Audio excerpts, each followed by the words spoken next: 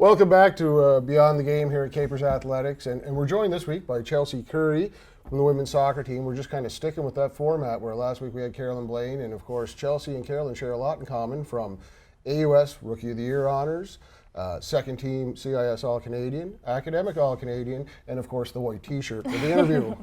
Chelsea, thanks for coming this week. Yeah, no problem, Doug. Thanks for having me.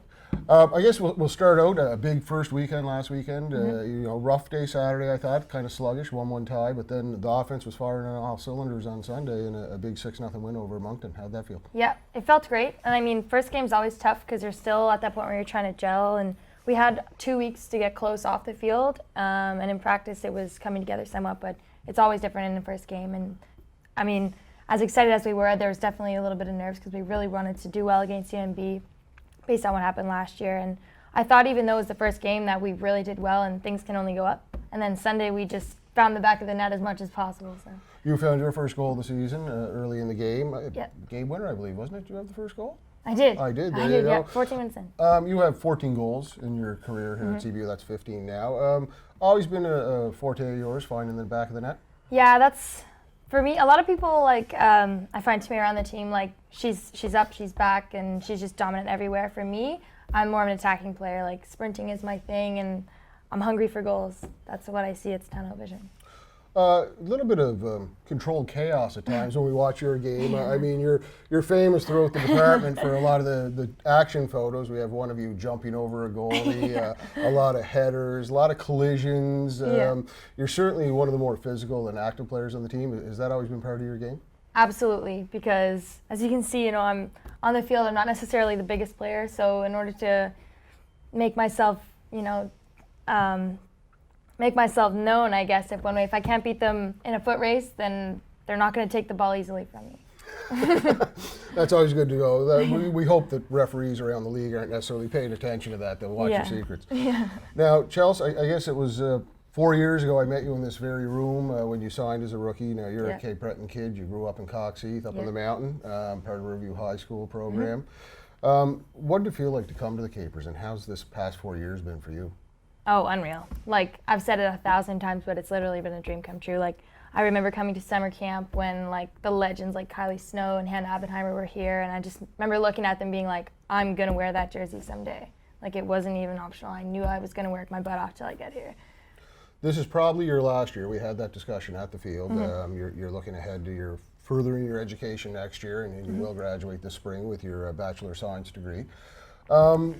When you look back at your career, and I mean, it's kind of early now, you still have a full season to go, what is it you want out of this final season? What's the goal for Chelsea Currie? That's a big question. I mean, typically, of course we want to win. Of course we want that AUS banner. But honestly, like, it's like Ness always says, it's when you look at things in the broader spectrum of life, like, I want to be able to look back and be like, that fourth year was the best year of my life. Wins, losses, just based on how the team is off the field. Because those girls, over days, hours even, some of them, you're going to be close with them forever.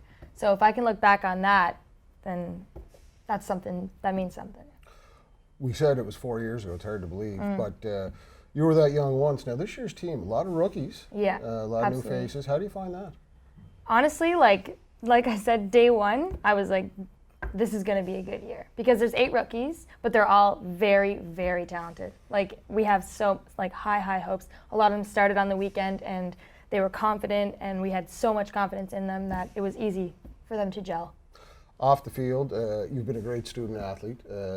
Bachelor of Science, not an easy thing to complete. Your schedule's kind of hectic. We tried to book this interview a little earlier in the week, and with labs and classes, I think you were lost from about 8:30 to 4 one day. Yeah.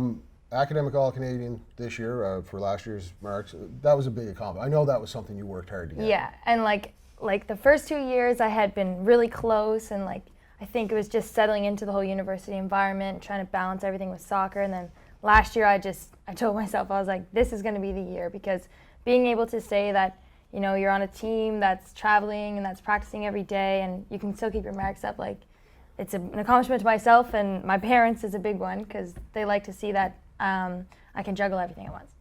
What's the future hold? Where are you going next? What are you looking at post-CBU? Number one, I'd like to get into physiotherapy. Anything really in healthcare I'm interested in and I've been looking into, but right now physiotherapy would be my top choice. keep that tied to athletics in a way as well, right? Yeah, Daily exactly. work, yep. Exactly. That's something that you've thought about long, or is it Yeah, just... I mean, I've always kind of, soccer's been a huge part of my life, like since I can't even remember, honestly. So being able to have that for the rest of my life and being able to almost give back in a way, that'd be ideal. You mentioned giving back. I know you've been involved over the years, the last 3 years anyway, with the coaching with Soccer Cape Breton. Yeah. You're involved with the Junior Capers program, the Yep. RTC. Obviously that's something that's close to our heart because we always like to be involved in the community with the Capers athletes. Not always easy to do though between practice and classroom time, but that's something you found time to make a priority in your life. Yeah, absolutely. Because like I said, when I was a kid, I was looking up at those girls thinking like, I want to be them someday. And being able to almost give that to those girls now, it's the most rewarding experience. Like this past summer, I had a group of under 11 girls and I watched them. Some of them were brand new to the RTC program because it's higher elite soccer. It's could be as many as 4 times a week. And for young girls, like that's a pretty big commitment, and their families as well too. But they were showing up, they were working hard, and like I could just see that fire lit in their eyes. There's definitely going to be some future Capers on that squad. Did you corrupt any of them a little bit with that kind of physical style of play that we talked about earlier? A little too early to start teaching them the little secrets of the game? I told the girls, because we play up, right? So if we're under 11, we play in the under 12 Tier 2 league. So I told the girls, I said, you're not always going to be able to beat them to the ball. You're not necessarily always going to beat them in the air because they're going to be bigger than you. There's no doubt about it. But do not let them do it easily. Now, I'm going to put you on the spot. Mm-hmm. We actually touched on this question because Carolyn last week, I just asked, I find it's important for us to share with our viewing public something different that they don't know about our student athletes. Carolyn kind of topped me out last week with the Rubik's Cube. I had no idea about that. What do you've got in the container there? Any secret skills you have? Any secret TV shows, movies, any whatever you think. What's something that we don't know about Chelsea Currie? Well, I definitely can't solve a Rubik's Cube. And if there's one thing, I think I honestly just have a serious problem with gum. Like I'm absolutely addicted to chewing gum. Oh, I thought you were going the other way there. I thought you were going gum hater, addiction. don't like the gum. This turns into an AA meeting really quick. You got a lot of gum in the I do. back room? Yeah. But chewing gum is my number one. Something else, don't like cats. So That's okay. They're over there with the Rubik's Cube.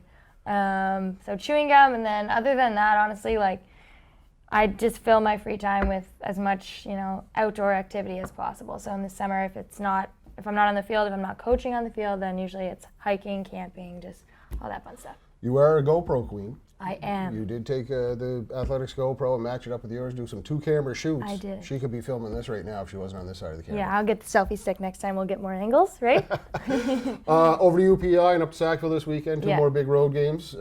Any thoughts going ahead? As long as we carry over how we play this weekend, I think that we'll be fine. Like the rookies, same thing. Like I think they got their nerves and all the jitters are out now, and we're just more excited than anything. And it's the first road trip too, and that's always fun. Thanks for joining us on Beyond the Game.